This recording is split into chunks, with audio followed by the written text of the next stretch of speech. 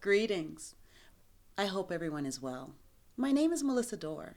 For some of you, I've had the pleasure of meeting you virtually during my online COVID 19 vaccine education sessions during the fall and winter of 2021.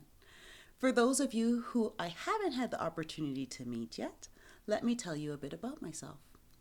I graduated from the University of Windsor in 1999 with a Bachelor's of Science degree in nursing. In 2009, I graduated from York University with a primary healthcare nurse practitioner certificate. In 2019, I graduated again from York University, this time with a Master's of Science degree in nursing. I worked as a labor and delivery nurse from 1999 to 2009 and as a primary healthcare nurse practitioner from 2009 to 2021. In September of 2021, I had a former patient of mine approach me with concerns about taking the COVID 19 vaccine. His medical history and multiple allergies made him apprehensive about taking it. His employer was mandating the vaccine, and he was interested in obtaining an exemption from taking it.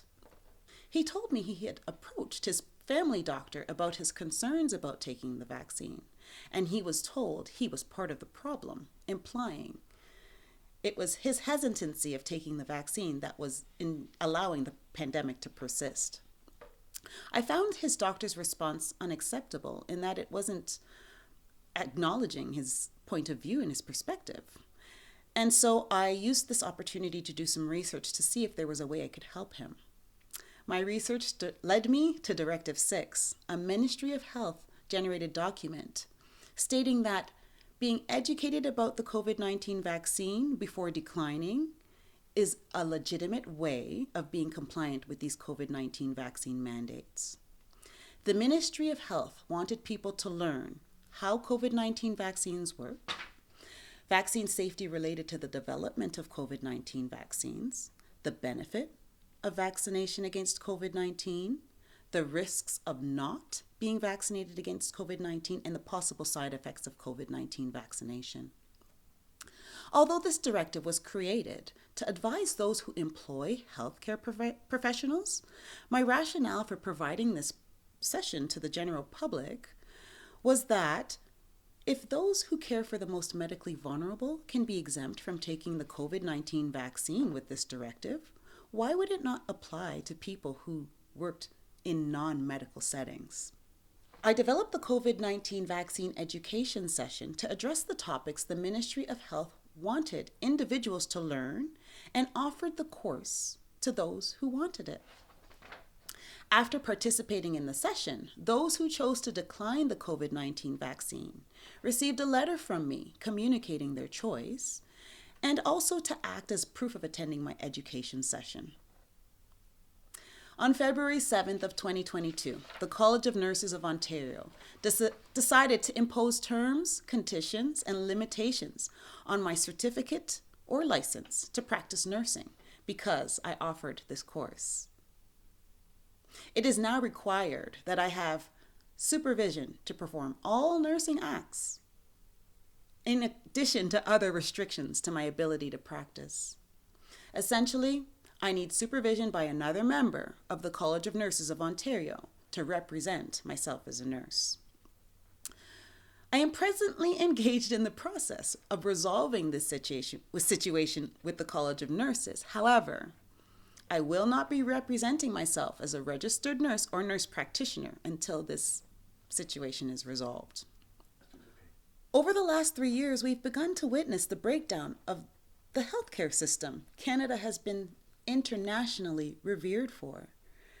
Many have developed a distrust for medical practitioners, public health officials, and governments both at the provincial and federal levels. Hospitals right now are chronically understaffed, and people are having trouble accessing the quality care that they're used to getting. We are seeing shortages of commonly used over-the-counter medications like Tylenol. Our system's in a mess. Observing what has taken place has inspired me to come up with a way to empower people to independently take charge of their health. As a master's prepared individual, I have the knowledge, the skill and expertise to educate people without having the title of nurse or nurse practitioner or registered nurse for that matter. And I will not be representing myself as a registered nurse while providing this service. I have been working hard to develop classes with the intention of teaching people to be their own practitioner for themselves and their loved ones. I will be offering small group education sessions, each focusing on a particular body system. The objective of my classes will be for people to learn about various health conditions, as well as the management of those conditions. I will also be incorporating information on non-pharmaceutical, natural, and holistic approaches to managing health conditions. The first part of the session will be me offering instruction, while a second portion of the session will be devoted to a space where people can explore their specific questions related to the topic. This format will provide individuals with the opportunity to learn from each other's questions. Everyone attending the session will be required to commit to maintaining strict confidentiality of what is discussed within the small group. As well, those who attend the session will receive an electronic book about the topic for future reference.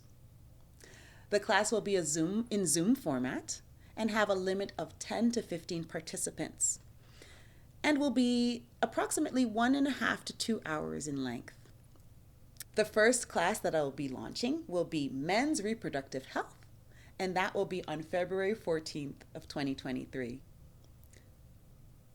For more information, I would encourage you to visit my website at www.optimalhealthcareeducation.com, or alternatively, you can email me at melissadorenp@protonmail.com.